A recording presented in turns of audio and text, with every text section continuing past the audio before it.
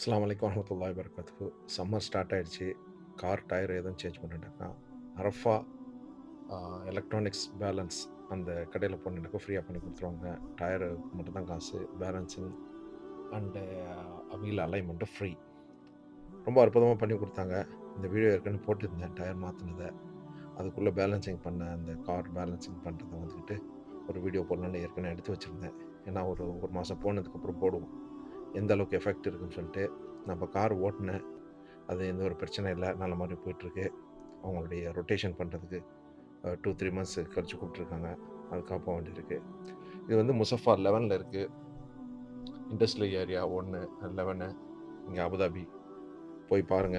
இது முக்கியமா அதிகமான இன்னைக்கு பார்க்கக்கூடிய விஷயங்கள் என்னன்னு சொன்னா, ஆக்சிடென்ட்ல வந்துட்டு அதிகம் வந்து கார் டயர் சரியான முறையில இதுங்கிறது இல்ல.